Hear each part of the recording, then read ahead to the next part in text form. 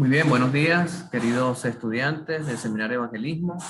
Vamos en esta mañana a ver la clase Secretos para el éxito del grupo pequeño. Quisiera que me acompañara en el libro de 1 Corintios 9:26. Dice la Escritura: así que yo de esta manera corro, no como a la aventura. De esta manera peleo, no como quien golpea el aire, sino que golpeo mi cuerpo y lo pongo en servidumbre. No sea que habiendo sido heraldo para otro, yo mismo se venga a ser eliminado. Y vemos cómo el apóstol acá está hablando pues de su vida personal y de cómo él pone su cuerpo en sujeción, pero también coloca un principio muy importante. Dice que no corre a la aventura, es decir, que no corre sin saber a dónde correr, no corre pues viendo a ver dónde lo lleva el camino, sino que él no golpea el aire, no como quien golpea el aire, sino que se golpea a sí mismo, es decir, él sabe dónde dar el golpe, él sabe qué es lo que debe hacer. Y hay un principio importante acá, porque entonces él no está improvisando, no está haciendo las cosas por hacerlas, tiene un objetivo claro, específico, conoce su propia naturaleza y conociéndose a sí mismo, pues entonces sabe qué debe hacer. Y este principio pues lo podemos llevar a la vida pues de la administración de la iglesia.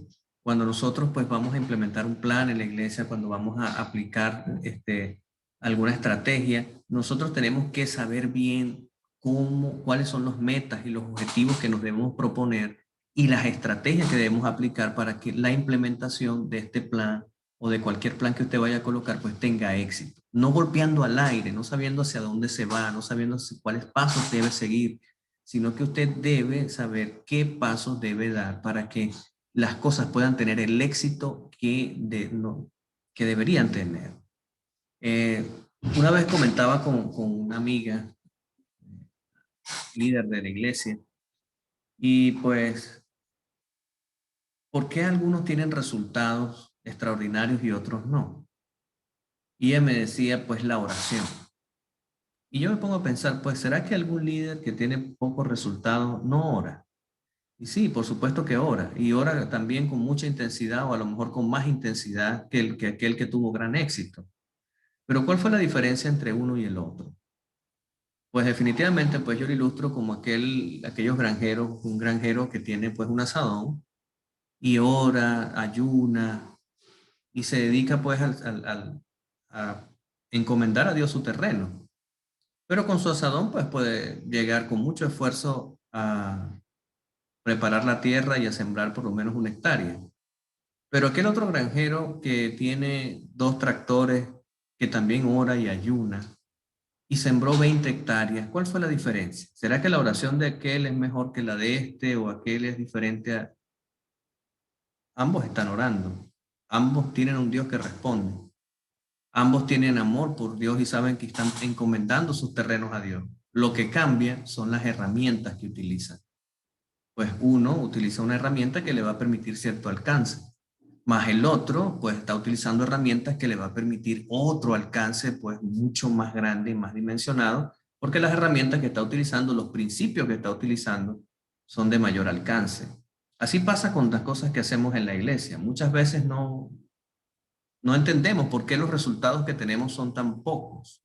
Y es porque justamente pues a pesar de la oración y todas las demás cosas espirituales que hacemos, no aplicamos los principios correctos de crecimiento que Dios ha colocado en su palabra. Por eso me uno al apóstol, no golpeemos al aire, no hagamos las cosas por hacerlas, sino que en el nombre de Dios pues hagamos las cosas buscando la excelencia y el engrandecimiento de la obra, poniendo en práctica principios y leyes que permitan que la bendición de Dios se extienda y se expanda de maneras como nunca antes.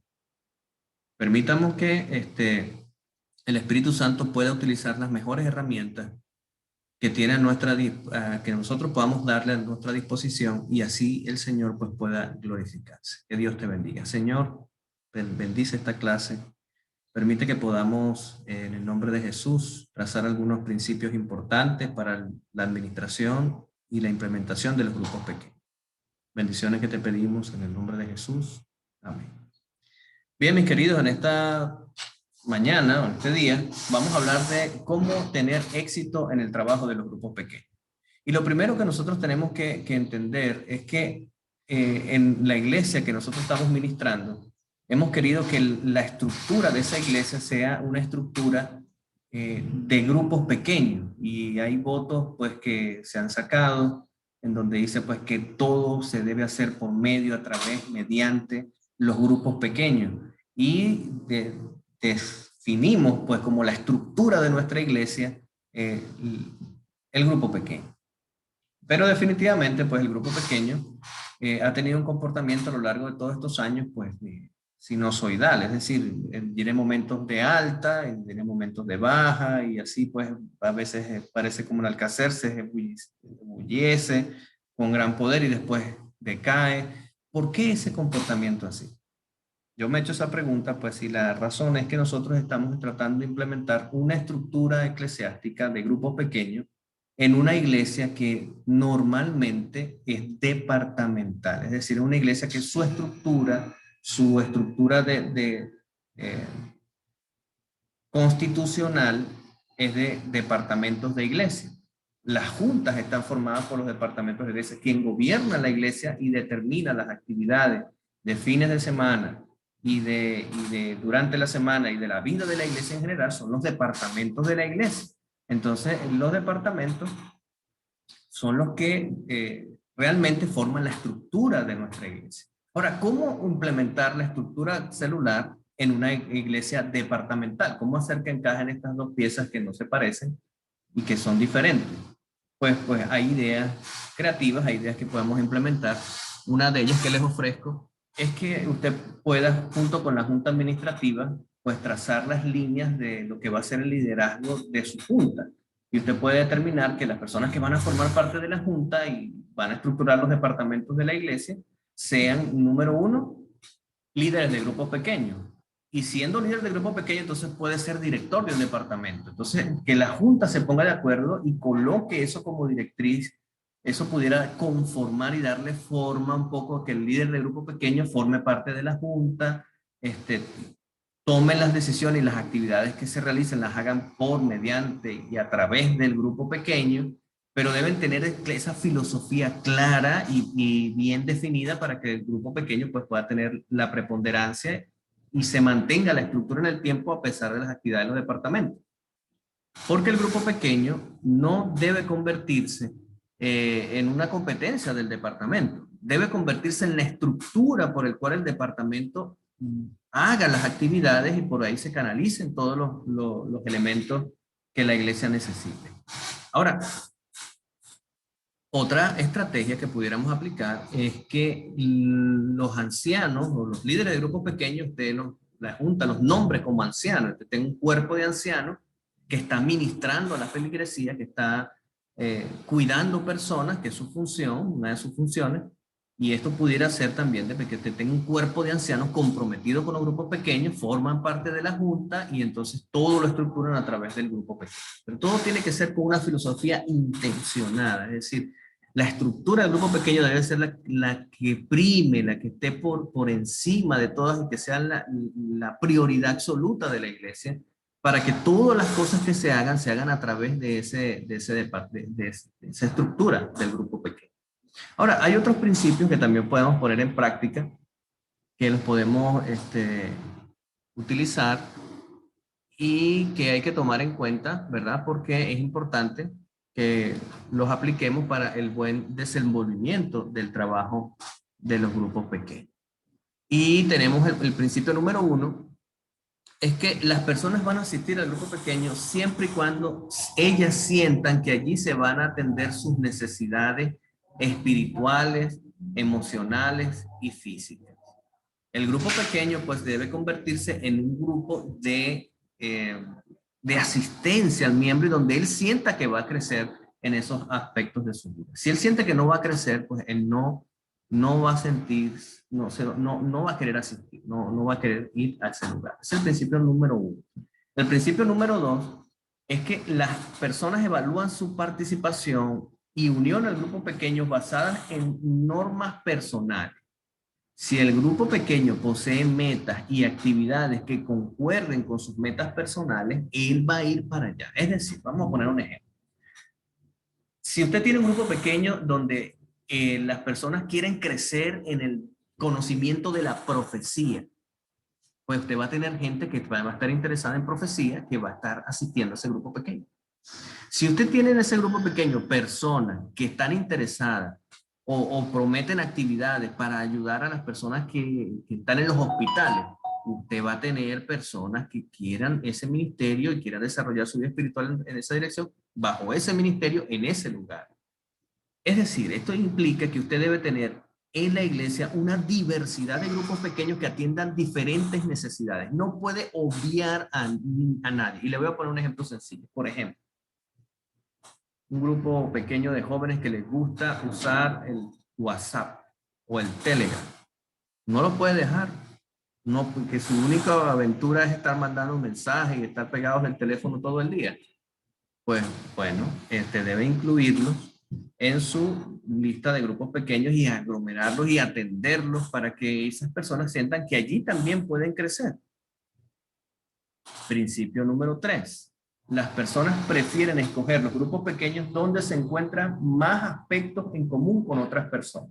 Las personas se van a reunir con aquellas personas que sienten que son sus iguales, tanto económicamente como socialmente, como intelectualmente, la personalidad, las actitudes de ellas, todo eso influye, así que hay que ser flexibles de dejar que las personas quieran asistir al grupo pequeño donde se sienten más cómodos y donde ellos sienten pues que forman parte de ese grupo de personas que se sienten ellos necesariamente igual.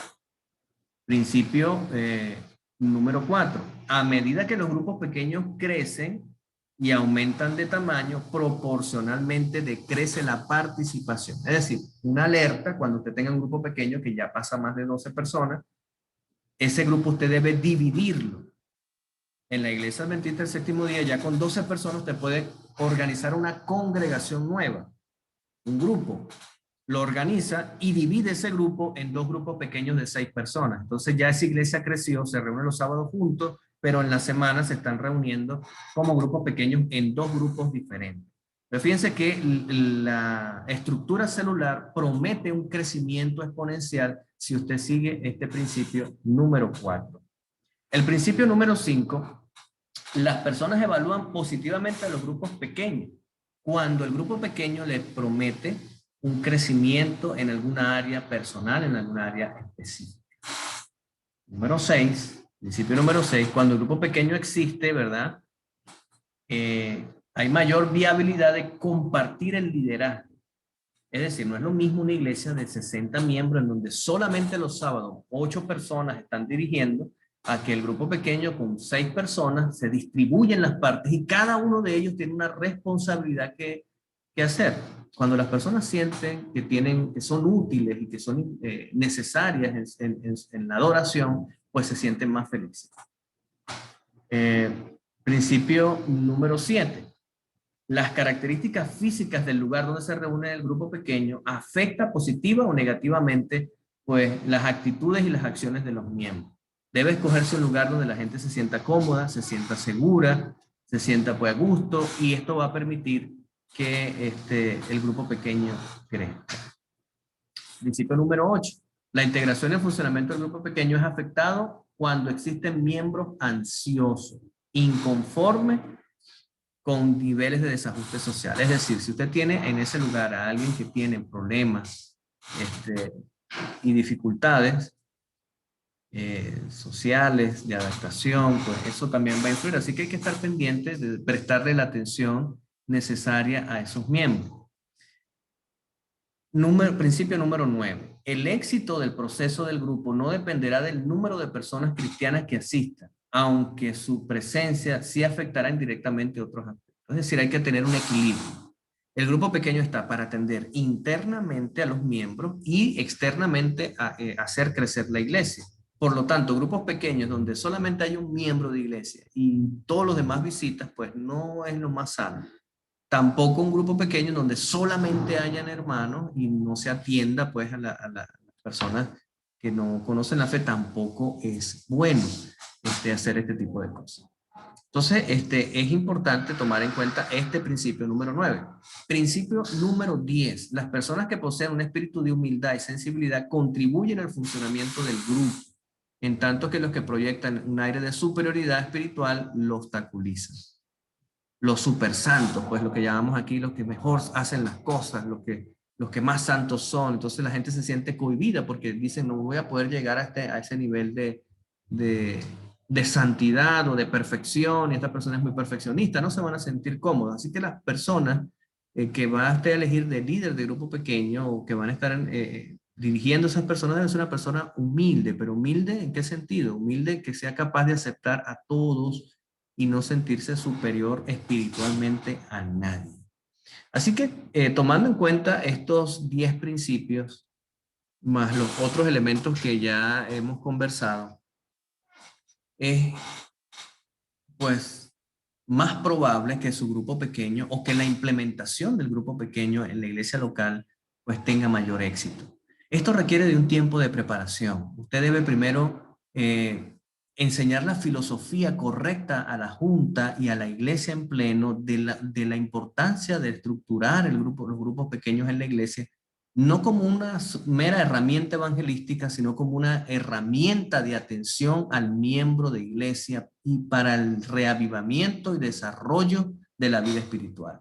El verdadero discipulado, la permanencia de los miembros nuevos en la iglesia va a depender de iglesias sanas, saludables, con grupos pequeños estables, sólidos, donde las personas que lleguen a esos grupos pequeños puedan hacer vida y cultivar su vida cristiana de tal manera que crezcan como una planta sana y frondosa que dé frutos a posteriori haciendo pues su trabajo misionero. De tal forma, mis queridos, que al aplicar estos principios, usted va a garantizar que su grupo pequeño tenga éxito. Hay que aplicar estos principios en su manual que usted está construyendo. Ese manual, justamente, usted debe hacerlo de tal forma que todos estos principios que usted está aprendiendo acá en clase, usted los pueda aplicar a la iglesia. El manual que usted está realizando, pues, para la clase es un manual de implementación del grupo pequeño. ¿Cómo usted lo haría? ¿Cómo usted se lo va a presentar a la iglesia? ¿Cuáles son las características que la iglesia va a recibir de usted para que usted pueda implementar el grupo pequeño de una manera pues sin traumas, que sea de felicidad para la iglesia y la iglesia sienta que de verdad pues se le está ministrando, se le está cuidando, y una iglesia cuidada, bien alimentada, bien sustentada, pues va a ser una iglesia que va a estar creciendo. Se va a cumplir Hechos 2:42, donde dice que cada día se añadía a la iglesia los que habían de ser salvos. Es una promesa del Señor, está allí, ya ocurrió en el pasado, debe ocurrir en este tiempo porque el Señor está pronto a venir a buscarnos, a venir a buscar a sus hijos. Así que mis queridos estudiantes, pongamos en práctica estos principios que son clave. Trabajen bien en su manual de grupos pequeños, vamos a estar revisándolos para ver cómo van estos últimos. Coloquen pues temas bien llamativos que puedan ser de bendición y que les pueda servir a ustedes en el distrito para la implementación de este plan maravilloso. Que Dios les bendiga, que el Señor les guarde y que podamos entonces poner en práctica todos estos principios maravillosos para el engrandecimiento de su obra. Nos vemos, que Dios les bendiga.